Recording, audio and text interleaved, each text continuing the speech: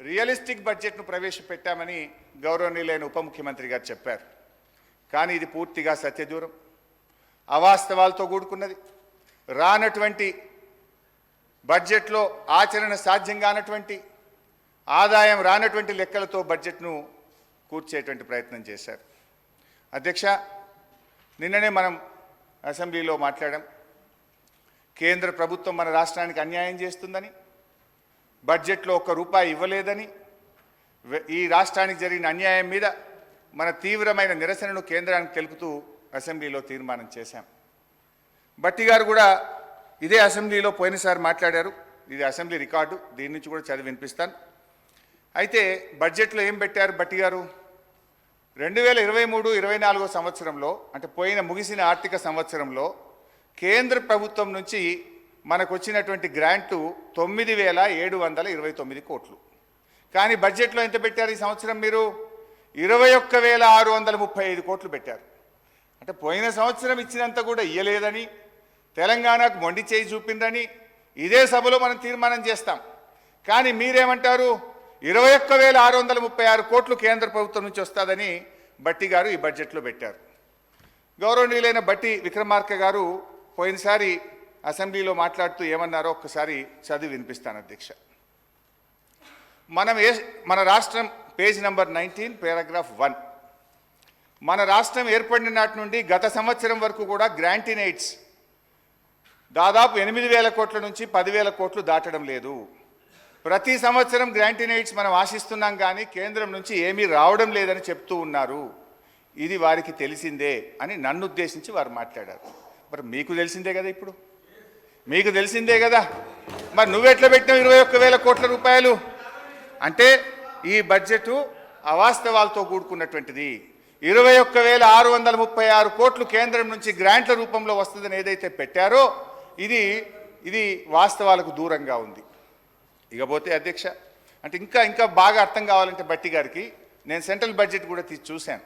ఏమైనా పెరిగిందా, నిజంగానే ఏమైనా వస్తుందా? భట్టి గారు బాగా ఆలోచించి పెడతారు కదా, ప్రతిపక్షంలో అనుభవజ్ఞులు కదా అనుకున్నా. సిఎస్ఎస్ కింద 2023-24 సంవత్సరానికి కేంద్ర ప్రభుత్వం పెట్టింది 4,60,614 కోట్లు. ఈ సంవత్సరం సిఎస్ఎస్ కింద, సెంట్రల్లీ స్పాన్సర్డ్ స్కీమ్స్ కింద రాష్ట్రాలకు ఇచ్చే డబ్బు ఈ సంవత్సరం ఎంత పెట్టారు అని చూశాను.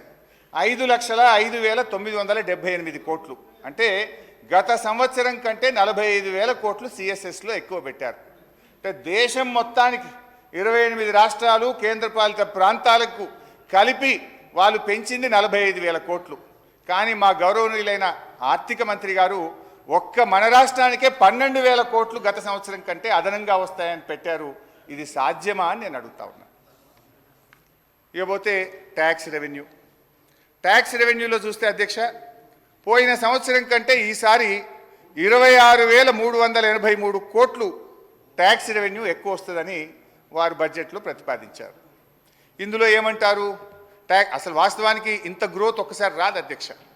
ఒకవైపు ఆర్థిక మాంద్యం అంటున్నారు, ఇంకొక వైపు మీ కొన్ని వ్యవహారాల వల్ల రాష్ట్రంలో రియల్ ఎస్టేట్ ఆగమైపోయింది, కుదేలైపోయింది. కానీ నేను I will going to the details అధ్యక్ష.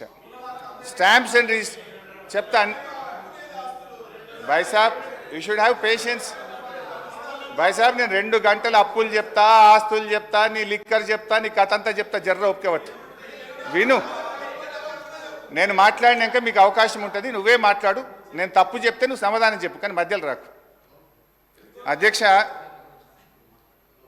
స్టాంప్స్ అండ్ రిజిస్ట్రేషన్ తర్వాత దీంట్లో ఏమంటారంటే, గత సంవత్సరం మనకు వచ్చింది 14,295 కోట్లు. ఈ సంవత్సరం స్టాంప్స్ అండ్ రిజిస్ట్రేషన్ ద్వారా 18,228 కోట్లు ఆదాయం వస్తుందని బడ్జెట్లో భట్టి గారు ప్రతిపాదించారు. ఎట్లా వస్తుంది?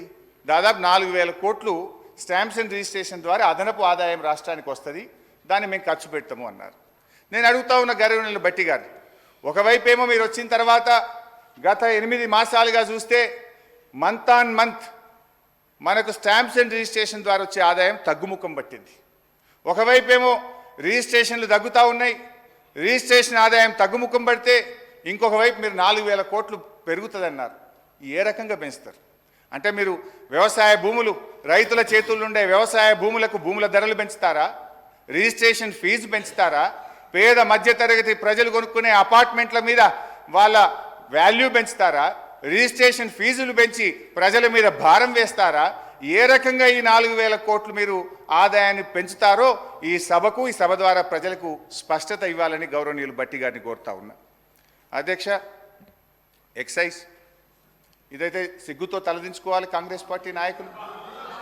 అధ్యక్ష, గత బడ్జెట్లో మంచిగా వినండి, నేను చెప్పింది విన్నాక తలదించుకోవడం తప్ప తలెత్తే పరిస్థితి ఉండదు మీకు. అధ్యక్ష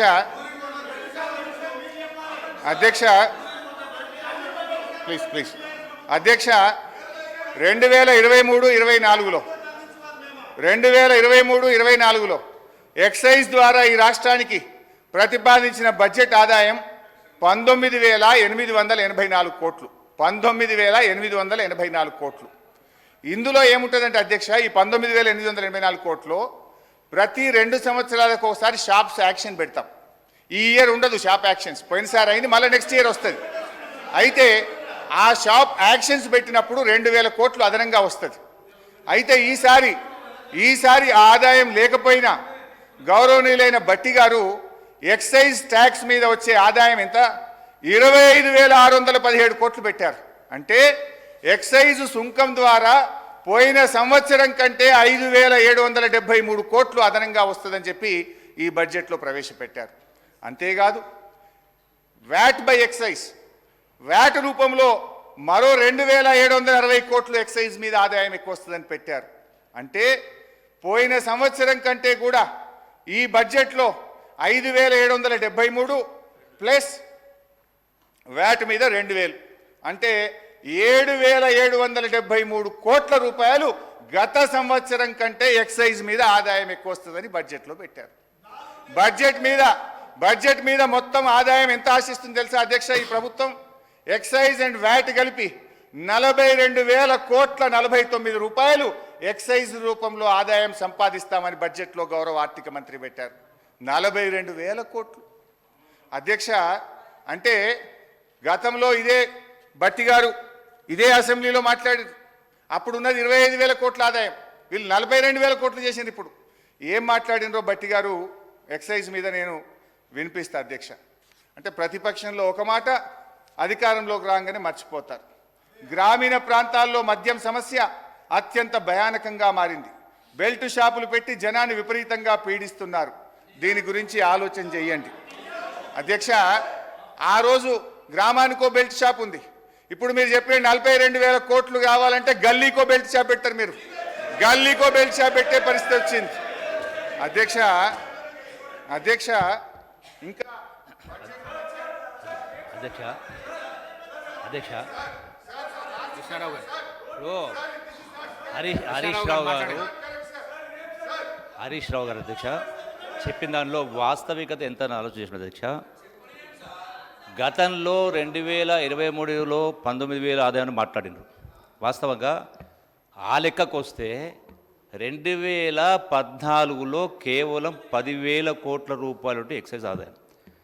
చివరి సంవత్సరం 2023-24